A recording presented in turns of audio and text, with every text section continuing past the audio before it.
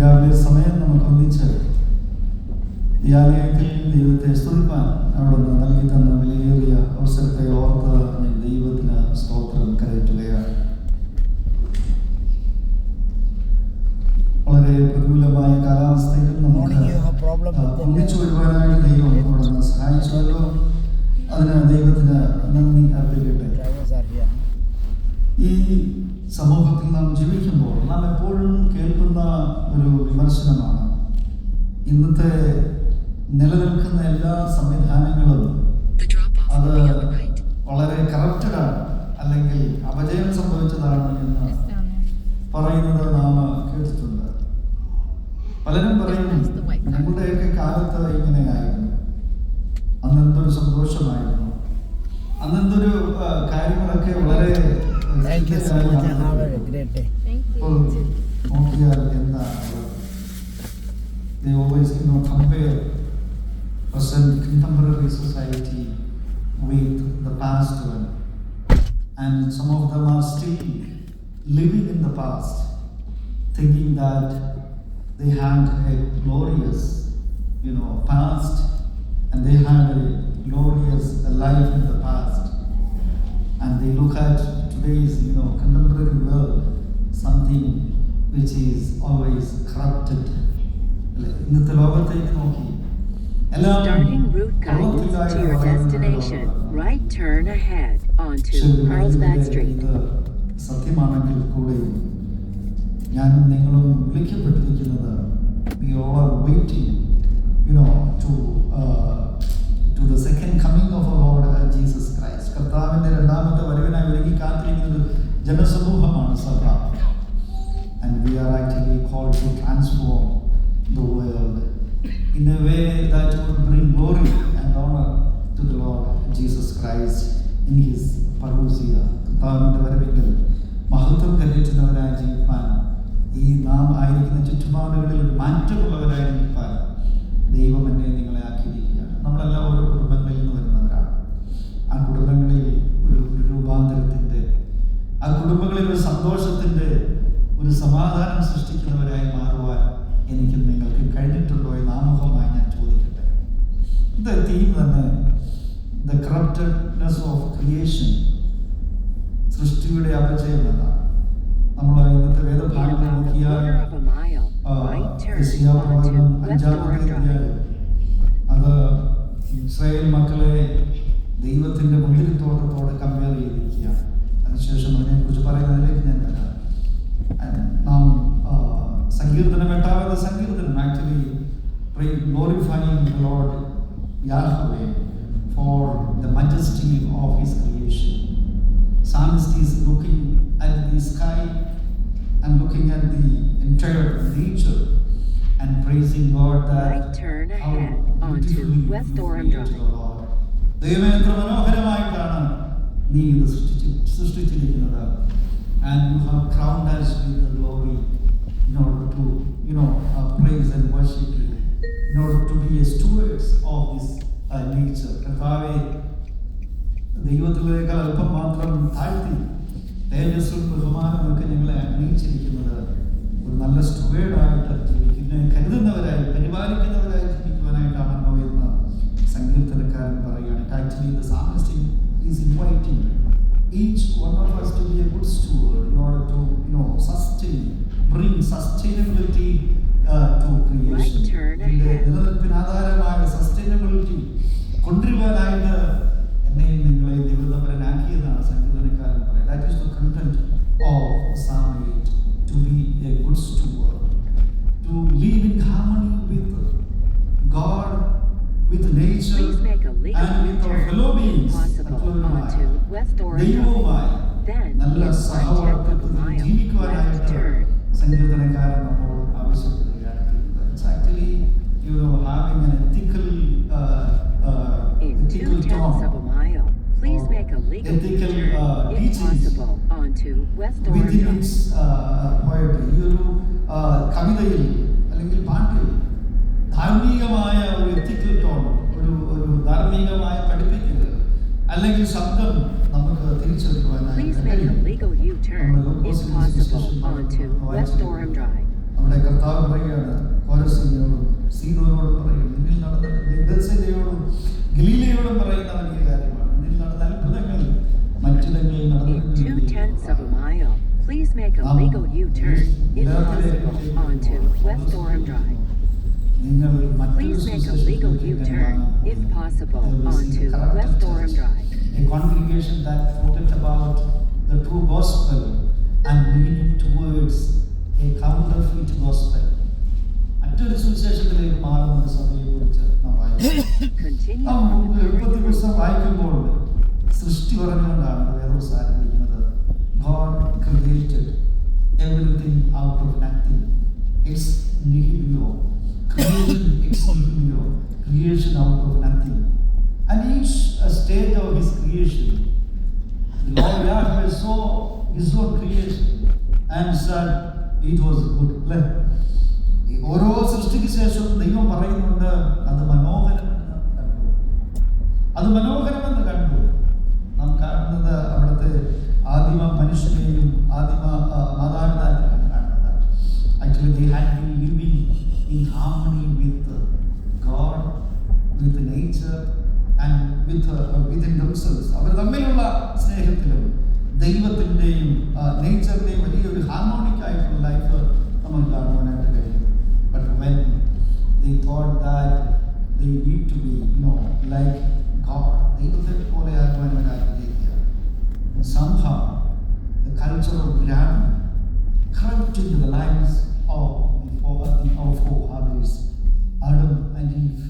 അവരുടെ ഉള്ളിലേക്ക് പിടിച്ചടക്കലിൻ്റെ ഒരു മനോഭാവം അത് വന്നപ്പോഴാണ് ദൈവം അവരെ തോട്ടത്തിൽ നിന്ന് വെളിയിലാക്കുവാനായിട്ടിടയായിരിക്കുന്നത്. Till that moment, they had, a good harmony with their own God and with the nature, with the animals and all. The whole animal came before them and they named it. അവരുടെ പേര് വിളിച്ചത് പേരായിത്തീരുന്നു. അങ്ങനെ മനോഹരമായ ഒരു harmonious ലൈഫിന് എപ്പോഴാണ് ഒരു breach വന്നത്?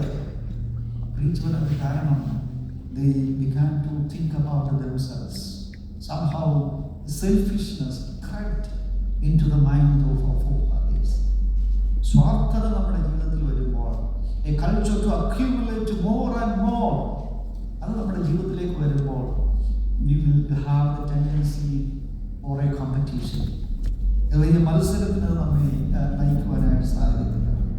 ഇത് എല്ലാ യുദ്ധങ്ങളുടെയും പുറകിൽ, എല്ലാ വിദ്വേഷങ്ങളുടെയും പുറകിൽ we see the mind of competitiveness, means in a negative sense. ഒരു മത്സരബുദ്ധി, പിടിച്ചടക്കുവാനായിട്ടുള്ള വലിയൊരു ആഗ്രഹം, ഒരു സെൻസ് ഓഫ് ഇൻവേഷൻ ആർജിച്ചെടുക്കുവാനായിട്ട്, a sense of accumulating innovation എല്ലാം നമുക്ക് കാണുവാനായിട്ട്. That will lead us, in about a quarter of a mile, right turn onto South Postal Road. We are enjoying a harmonious life. നമ്മൾ enjoy ചെയ്യുന്ന നമ്മുടെ ഐക്യതയിലേക്ക് അതൊരു തടസ്സമായി തീരുവാനായിട്ട് സാധ്യതയുണ്ട്. അതാണ് നമ്മുടെ ജീവിതത്തിൽ വളരെ നല്ല അയൽക്കാരായിട്ട് ജീവിക്കുന്നവർ, അപ്പുറത്തെ അയൽപക്കത്തെ കുഞ്ഞ് നല്ല നിലയിൽ നല്ല മാർക്ക് വാങ്ങി ജയിക്കുമ്പോൾ, Right turn ahead onto South Post Oak Road. സന്തോഷിപ്പാൻ കഴിയുന്നില്ല എങ്കിൽ there begins strife, there begins conflicts. അവിടെയാണ് മത്സരങ്ങളുടെയും പ്രശ്നങ്ങളെയും ആരംഭം. സഹോദരങ്ങൾ തമ്മിലൊക്കെ മിണ്ടാത്ത എത്രയോ പേര് ഈ ലോകത്തുണ്ട്. What is the reason for that? The reason is nothing but to possess something. Maybe a cent, ഒരു സെന്റ് ഭൂമിയായിരിക്കാം, അല്ലെങ്കിൽ ഒരു ഭവനത്തിന്റെ എന്തെങ്കിലും ഒരു പൈതൃകമായി കിട്ടിയൊരു അവകാശമായിരിക്കാം. Everything starts from the sense of possession, possessiveness. അതിൽ നിന്നാണ് ആരംഭിക്കുന്നത് എന്നുള്ളത് വലിയ സത്യമാണ്.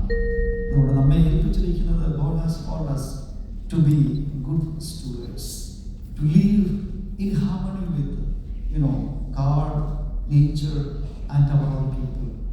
അവരുമായി സ്നേഹത്തിൽ ജീവിക്കുവാനായിട്ട് ദൈവം തമ്പുരാൻ എന്നെയും നിങ്ങളെയും വിളിച്ചിരിക്കുകയാണ്. Having said these as my introduction, let me invite you to focus on Isaiah chapter 5. യെശയ്യാ പ്രവചനം 5-ാമത്തെ അധ്യായത്തിലേക്ക് നമുക്ക് വരാം. അവിടെ we see a beautiful poem written by the prophet Isaiah. And when I was reading, some of the articles that we had in our Advent reflections, and some of the authors, the writers, has actually reflected upon prophet Isaiah and his ministry. ശുശ്രൂഷയെക്കുറിച്ച്, യെശയ്യാവിന്റെ ശുശ്രൂഷയെക്കുറിച്ച് വളരെ വ്യക്തമായി പറഞ്ഞിരിക്കുന്നത് ഞാൻ ഈ സമയം ഓർക്കുകയാണ്. Isaiah was living in a cozy world. വളരെ സുഭിക്ഷിതമായ ഒരു ജീവിതമാണ് Isaiah നയിച്ചുകൊണ്ടിരുന്നത്. He was living in the palace of King Uzziah.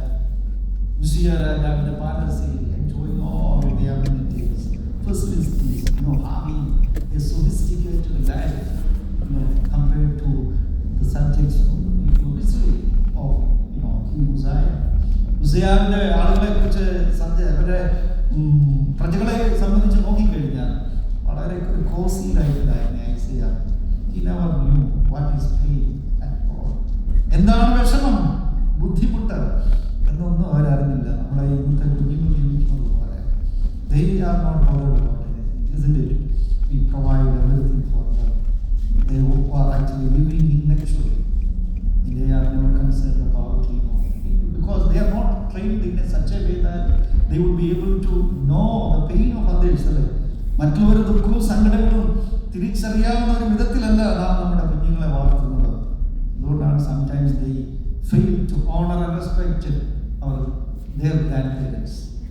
അതുകൊണ്ട് അവർ പലപ്പോഴും അങ്ങനെ അവരെ ബഹുമാനിക്കാൻ, സ്നേഹിക്കുവാനും പരാജയപ്പെട്ടു പോകുന്നതാണ് സത്യം. Because they never bothered about it. They always have the image that a man should be, or a man should be able-bodied. Another concept ആണ് able-bodied. വളരെ ശക്തിമാനായ, 6-pack ആയിട്ടുള്ള, നല്ല ഹെൽത്തി ആയിട്ടുള്ള, നല്ല എഡ്യൂക്കേറ്റഡ് ആയിട്ടുള്ള, ഇന്റലിജന്റ് ആയിട്ടുള്ള ഒരു മനുഷ്യനെ സംബന്ധിച്ചുള്ള ഒരു കോൺസെപ്റ്റാണ് നമ്മുടെ കുഞ്ഞുങ്ങളെ മനസ്സിലുള്ളത്. അത് മാറ്റണമെങ്കിൽ we need to take them to some old age homes or places where people suffer.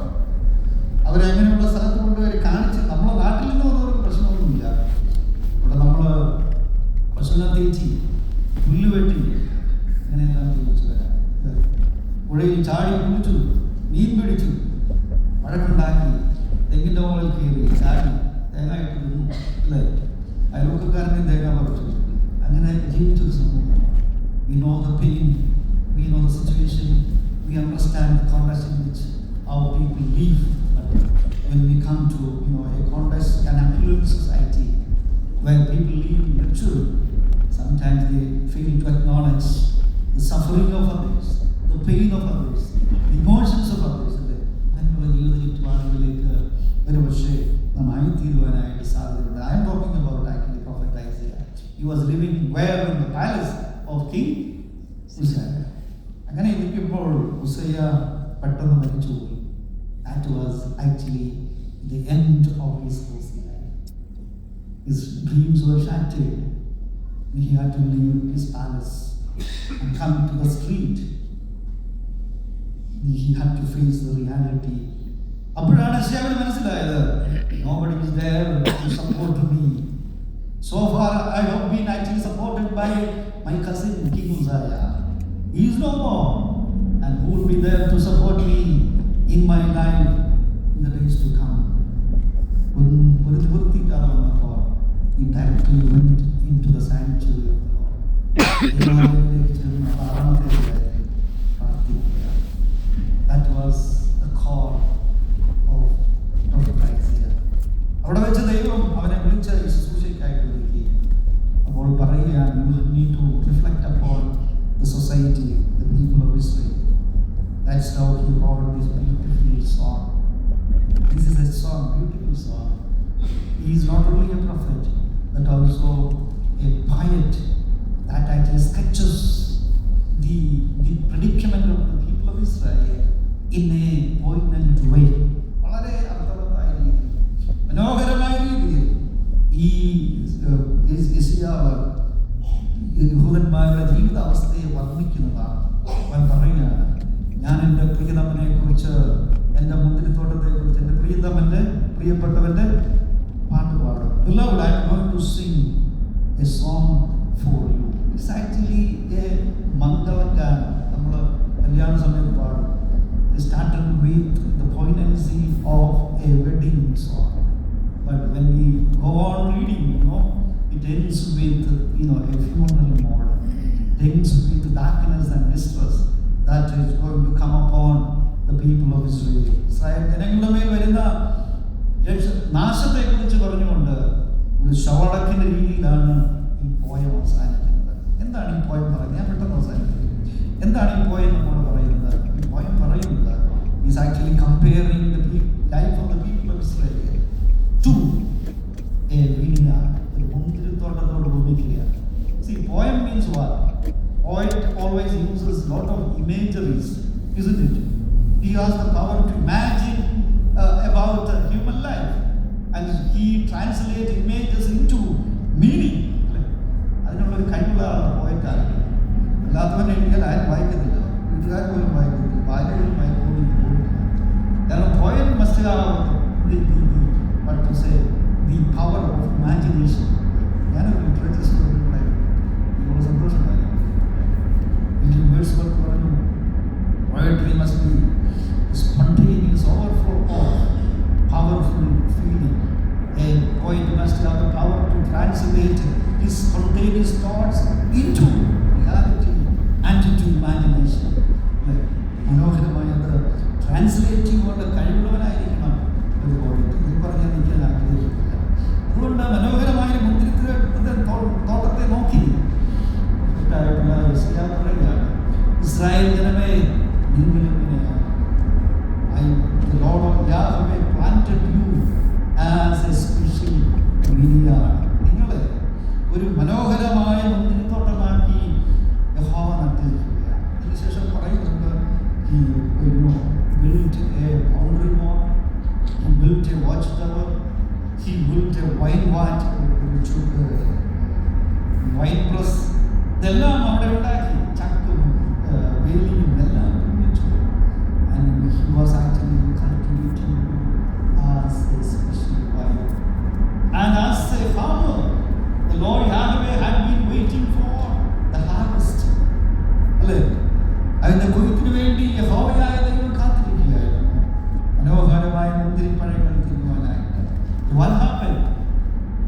You produce what? Wild grapes, sour grapes. At last നീ എന്ത് ചെയ്തു? നീ എനിക്ക് നൽകിയത് കയ്പുള്ള മുന്തിരിയായിരുന്നു, കാട്ടുമുന്തിരിയായിരുന്നു. Actually, the poet is reflecting upon the contemporary life of the people of Israel. They were actually, doing injustice to the poor.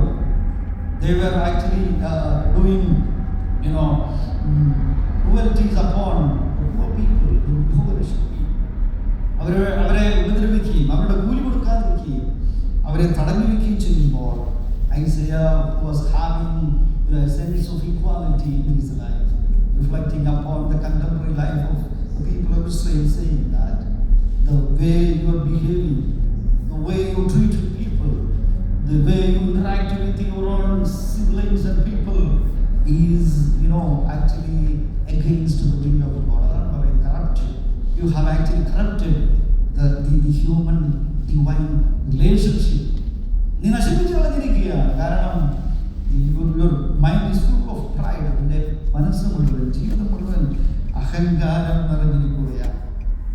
How many of you know, I don't know, about the great philosopher Friedrich Nietzsche? Friedrich Nietzsche എന്ന് പറയുന്ന മനുഷ്യനെ കുറിച്ച് കേട്ടിട്ടുണ്ട്. He was actually a son of a German priest, Anglican German priest. അച്ഛൻ്റെ മകനായി ജനിച്ച Friedrich Nietzsche. He was actually, having a lot of, health hazards at the beginning when he was very young. He couldn't play like others children play. He had to stay by always at home. വീട്ടിലിരിക്കേണ്ടതായിട്ട് വന്നു. രോഗിയായ ഈ നീഷയ്ക്ക് കളിക്കുവാൻ ഒരിക്കലും സാധിച്ചില്ല. പക്ഷേ അത് വലിയൊരു റിസൾട്ട്മെന്റ് ആയി അവൻ കൊണ്ടുവന്നു. മറ്റുള്ളവരെ പോലെ ഓടുവാനും ചാടുവാനും എനിക്ക് കഴിയാതെ പോയത് അത് വലിയൊരു ഇതുമാണ്. പകയായി ഉള്ളിൽ സ്വീകരിച്ചു. He began to think a lot and produce lot of philosophical discourses. Philosophy എഴുതപ്പെട്ട മനുഷ്യനാണ് അദ്ദേഹം. മനുഷ്യനെ ഡിഫൈൻ ചെയ്യുന്നുണ്ട്. A good human being is a man who is having a masterly mind. യജമാനന്റെ മനോഭാവം ഉണ്ടാകും. He has the power to will. ഒരു ഇച്ഛാശക്തി, കഴിവുള്ള ഇച്ഛാശക്തിയുള്ള മനുഷ്യനാണ് യഥാർത്ഥ മനുഷ്യൻ. Vulnerable weak human being is not at all a human being. അതാണ് അദ്ദേഹത്തിൻ്റെ ഫിലോസഫി. അതിലാണ് അദ്ദേഹത്തെയാണ് ആര് ശിഷ്യൻ മാസ്റ്ററായിട്ട് കണ്ടത്, ഗുരുവായി കണ്ടത്. ഇനി ഐഡിയ ഹിസ്റ്ററി പഠിച്ചിട്ടുള്ളത് അദ്ദേഹത്തെ ഹിറ്റ്ലർ തൻ്റെ ഗുരുവായിട്ട് കണ്ടു. കാരണം ഹിറ്റ്ലറുടെയും ചിന്ത തന്നെയായി, അല്ലേ? Masterly mind to conquer and to destroy. അതായി ഈശോ പറഞ്ഞു, യഥാർത്ഥ മനുഷ്യൻ എന്ന് പറയുന്നത് he has the will to power. കാര്യങ്ങൾ നടത്തിയെടുക്കുവാൻ ശക്തിയില്ല. നമ്മൾ പറയുന്നത് ലോ ഓഫ് ദ ജംഗിൾ, അല്ലെ? കാട്ടിലെ നിയമം. കയ്യൊക്കെയുള്ളവൻ സർവൈവൽ ഓഫ് ദ ഫിറ്റസ്റ്റ്, കയ്യൊക്കെയുള്ളവൻ കാര്യക്കാരൻ എന്ന് പറയുന്ന പോലെ. അപ്പോൾ ഈ ഇസ്രായേൽ ജനത അങ്ങനെ ഒരു മാസ്റ്റർലി മൈൻഡിലേക്ക് വന്നു. അവരൊരു ഭാഗം വളരെ ഉന്നതമായ നിലയിൽ വളർന്നു വന്നു. മറ്റുള്ളവരെ അവർ മാനിച്ചില്ല. പാവങ്ങൾക്ക് അവിടെ വിലയില്ലായിരുന്നു. അപ്പോൾ യെശയ്യാ പ്രവാചകൻ പറയുകയാണ്, the time would come, he will break your boundary wall. നിന്റെ വേലി അവൻ പൊളിച്ചു കളയുന്ന ഒരു സമയം വരുവാനായിട്ട്. And he will, bring chaos and confusion and uncertainty into your life. അല്ലേ? ബൗണ്ടറിയുടെ അർത്ഥം എന്താ? Boundary actually gives an image that we are safe always. And it gives another image that we are separated from others. അതല്ലേ മതിൽ. ഇവിടത്തോളം വരെ അതിനപ്പുറത്തേക്ക് വരാൻ പാടില്ല. മതിലിൻ്റെ അർത്ഥം അതാണ്, ബൗണ്ടറി വാളിൻ്റെ.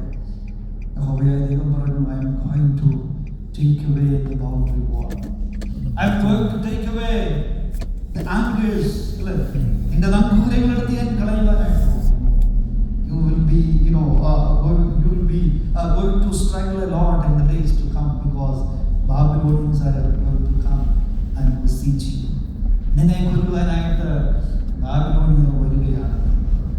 പ്രിയപ്പെട്ട എന്നെ കേൾക്കുന്ന ദൈവത്തിൻ്റെ ജനമേ, ഒരു മുന്തിരി തോട്ടത്തിലെ മനോഹരമായ മുന്തിരി പോലെ അനേകർക്ക് ആശ്വാസം പകരുന്ന, അനേകർ സ്വാതന്ത്ര്യം നൽകുന്ന, അനേകരുടെ ജീവിതത്തിൽ ഒരു അനുഗ്രഹമായി മാറുവാൻ ദൈവം നമ്മെ വിളിച്ചിരിക്കുമ്പോൾ, my question to you all today this morning, do we have a message to them? Do we have a gospel to share with others? മറ്റുള്ളവരുമായി സ്നേഹത്തിൻ്റെ ഒരു സുവിശേഷം പറയാൻ നമുക്ക് കഴിയുമോ? മറ്റുള്ളവരുമായി സ്നേഹത്തോടെ ഇടപെടുവാനായിട്ട് നമുക്ക് സാധിക്കുമോ? There are people who are actually suffering, the unknown people. They always make a call and say, I am admitted in the hospital. I need money. I need your prayer. I need your presence. Can will be able to blessing to our own people. നമ്മുടെ ജനത്തിന് തന്നെ ഒരു അനുഗ്രഹമായി മാറുവാൻ നമുക്ക് കഴിയും. നമ്മുടെ തന്നെ നേട്ടങ്ങൾ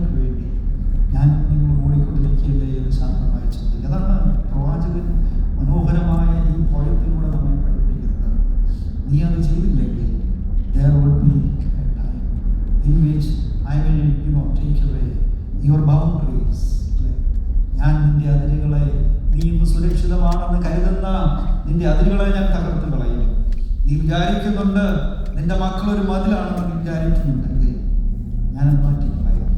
നീ വിചാരിക്കുന്നുണ്ട് നിന്റെ കുടുംബബലം വലിയൊരു മതിലാണെന്ന് നീ വിചാരിക്കുന്നുണ്ടെങ്കിൽ ഞാനത് ദൂരെ കളയും. നീ തകർന്നു പോകും. നിനക്ക് എഴുന്നേറ്റ്